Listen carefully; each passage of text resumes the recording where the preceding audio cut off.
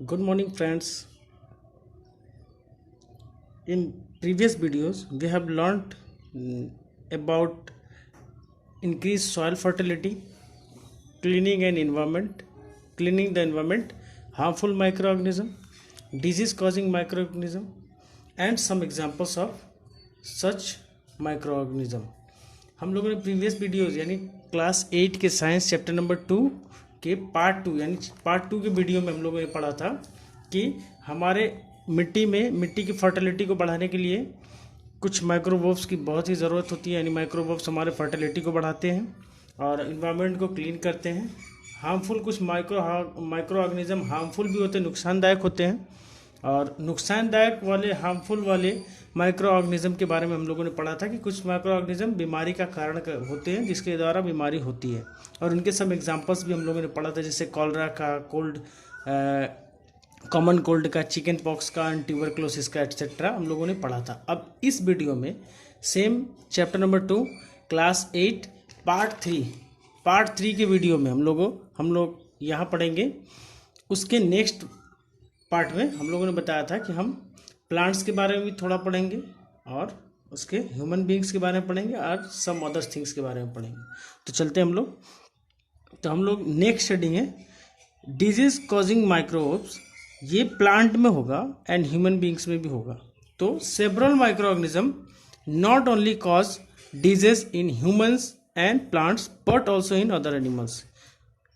यानी बहुत सारे ऐसे माइक्रो ऑर्गेनिज्म, सेवरल मतलब बहुत सारे माइक्रो ऑर्गेनिज्म ऐसे हैं, छोटे छोटे जीवाणु ऐसे हैं, कीटाणु ऐसे हैं जो केवल बीमारी आदमी में ही नहीं फैलाते, पेड़ पौधों में ही नहीं फैलाते, वो बहुत सारे जानवरों में भी फैलाते हैं और इन जानवरों में बीमारी का कारण बनते हैं। जैसे एग्जाम्पल है एंथ्रेक्स है, foot and mouth disease of cattle है। ये बहुत ही कॉमन है गाँव में, देहातों में ऐसे जो फूट एंड माउथ डिजीज है कैटल से, यानी कैटल में पालतू पशु में, चाहे गाय हो या भैंस हो या कोई भी हो, इनमें ये डिजीज़ बहुत ज़्यादा मात्रा में पाए जाते हैं। अक्सर ये हो जाते हैं, ये गांव में ऐसी बीमारियां होती रहती हैं।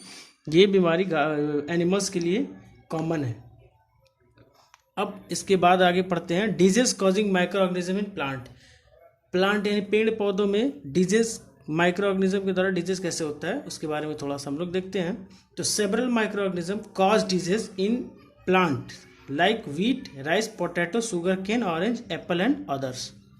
यानी बहुत सारे ऐसे माइक्रो ऑर्गेनिज्म हैं जो बीमारी का कारण बनते हैं। किसके? प्लांट्स में, पेड़ पौधों में बीमारी का कारण बनते हैं। जैसे गेहूं में, चावल में, आलू में, शुगर केन गन्ने में, ऑरेंज के पेड़ में, एप्पल में एंड अदर्स, और दूसरे भी तरह के खेतीबाड़ी या पेड़ पौधों में बीमारी का कारण बनते हैं।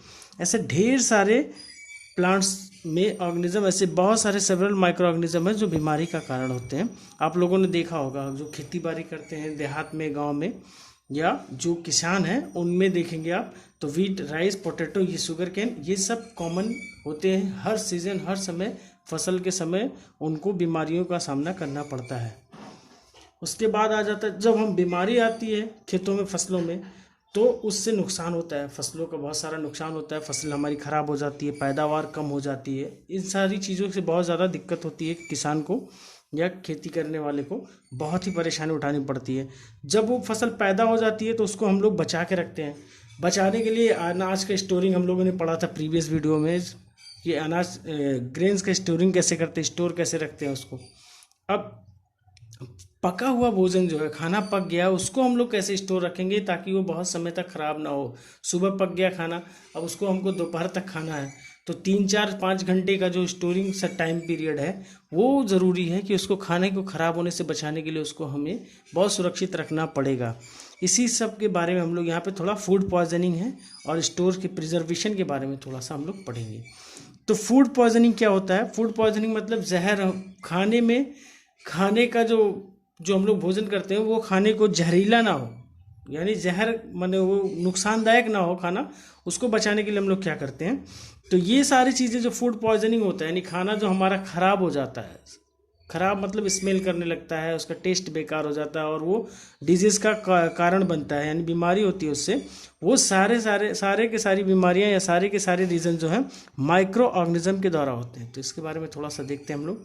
Micro organism that grow on our food sometimes produce toxic substances, these make the food poisonous causing serious illness and even death. यानी माइक्रो ऑर्गेनिज्म जो होते हैं वो ग्रो करते हैं कहाँ पे, हमारे खाने में, या कभी कभी जो खाने में ग्रो करते हैं उससे टॉक्सिक सब्सटेंस यानी जहरीला पदार्थ यानी जहरीले तत्व पैदा हो जाते हैं हमारे सब्सटेंस यानी चीज़ों में, खानों में, भोजन में जो हमारा खाना है उसमें जहरीला पदार्थ पैदा हो जाता है। और these make the food poisonous causing serious illness, और ये जो जहरीला पदार्थ पैदा हो गया इसके कारण वो खाने में बहुत जहर की मात्रा हो जाती है, जिसके कारण बहुत ज़्यादा बीमारी भी होती है, और इवन कभी कभी ऐसा होता है कि वो डेथ यानी मौत का कारण भी होता है, यानी वो बहुत ज़्यादा नुकसानदायक होता है। So it is very important that we preserve food to prevent it from being spoiled. यानी ये बहुत ही महत्वपूर्ण है कि हमें खाने को बहुत सुरक्षित रखना चाहिए ताकि वो खाना खराब ना हो और वो बहुत ही ज़्यादा देर तक चल पाए, सुरक्षित रह सके, जहरीला ना बने।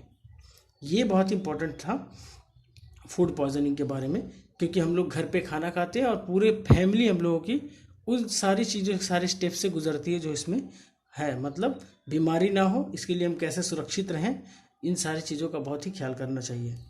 फूड प्रिजर्वेशन है यानी फूड को बचाने के लिए बहुत सारे तरीके हैं, यानी खाना जो पक गया है उसको बचाना है तो बहुत समय तक बचाए रखने के लिए क्या क्या कर सकते हैं, इन सारी चीज़ों के बारे में यहाँ पे हम लोग थोड़ा सा पढ़ेंगे। तो पहले देखते हैं फूड प्रिजर्वेशन क्या होता है। Food preservation is a very important that food preservation prevent it from being spoiled, यानी खाने को सुरक्षित रखना बहुत ही महत्वपूर्ण है, क्योंकि फूड प्रिजर्वेशन के द्वारा ही हम इसको खाना को खराब होने से, स्पॉइल्ड यानी नष्ट होने से बचा सकते हैं, यानी बचाया जा सकता है। तो ये फूड प्रिजर्वेशन था। अब फूड प्रिजर्वेशन के लिए बहुत सारे स्टेप्स होते हैं, बहुत सारे मेथड्स होते हैं। तो पहला जो मेथड्स है वो केमिकल मेथड है। केमिकल मेथड में हम लोग क्या करते हैं, उस फूड प्रिजर्वेशन में खाने को ख़राब होने से बचाने के लिए हम लोग उसमें केमिकल ऐड करते हैं, यानी कुछ ऐसा चीज़ मिला दो ताकि खाना थोड़ी देर तक ख़राब ना हो, या कुछ समय तक ना ख़राब हो, कुछ हफ्तों तक ना ख़राब हो, कुछ महीनों तक ना ख़राब हो, ऐसा भी किया जा सकता है। तो इसके लिए सबसे पहला जो है केमिकल मेथड, उसके बारे में थोड़ा सा हम लोग देखते हैं। Salt and edible oils are the common chemicals generally used to check the growth of